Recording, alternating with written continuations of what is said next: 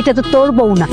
তুই কি ভাবছিস আমি বুঝি না? আমি সব বুঝি। আরে আমি বুঝবো না কেমনে? তোমরা তো দুইজন দেখতে একই রকম, একই চেহারা। দাঁত না দেখলে তুমি বুঝতেই পারতাম না। দাঁত না দেখলে বোঝা যায় না, তাই না? তোর আজকে খবর আছে। এছাড়া তুই এত খারাপ কেন? কত বউরেও মারো, শালিরেও মারো। মানুষ বউ পিটায় আমি শুনছি, তাই বলে শালিরে পিটাবে? আপনি বলেন। তোর সমস্যাটা কি? তুই তো নিজের ইচ্ছাই বিয়া করছিস। তোর কি যৌতুক লাগবো? ও চাচা, আমার যৌতুক লাগবে, কিন্তু যৌতুক হিসেবে কোনো টাকা পয়সা লাগবে না। যৌতুক হিসেবে আমার শালিরে লাগবে।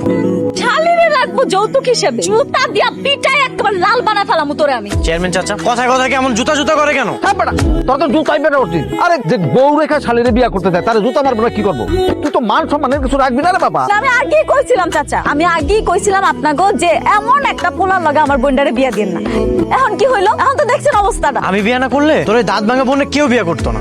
এখনো সময় আছে, তোর কপালটা ভালো আছে, ভালো ভালো তুই আমার বিয়েটা কইরা ফেল। ওরে বাবারে, আমারে নিয়ে না এত চিন্তা করতে হবে না। নেক্সট টাইম তুই যদি আমার বোনের গায়ে হাত তুলছিস না, এই তোর হাত আমি ভাঙ্গা দিব বইলা দিলাম। আমার কথাটা একদম ঠিকঠাক কান খুলে শুনে রাখ। আজকের পর থেকে তুই আর আমগো মেয়ের গায়ে হাত তুলবি না, তাহলে সোজা তোর আমি পুলিশে দেন। চাচা আমার একটা আবদার আছে। আবার কি এর আবদার? আমি যারে বিয়ে করছি ওরে আমার ভালো লাগে না, আমার ভালো লাগে আমার শালিরে।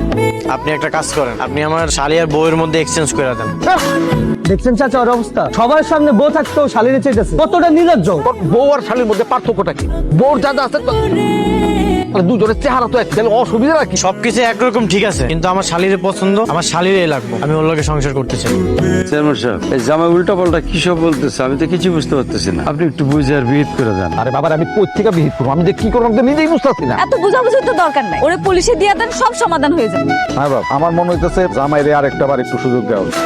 তোমার কথা লাগে শুন, তুমি আরো কিছুদিন তোমার মেয়ের জামাইরে আর মেয়ারে তোমার বাড়িতে রাখো। কাছাকাছি থাকলে তাদের মধ্যে সম্পর্কটা আরো একটু ভালো হইব। জি। আমার বোন থাকলে থাকবে, আমার বোন থাকলে আমাদের কোনো সমস্যা নাই, কিন্তু ও কেন থাকবে? ওরে বলেন ওর বাড়িতে যাইতে।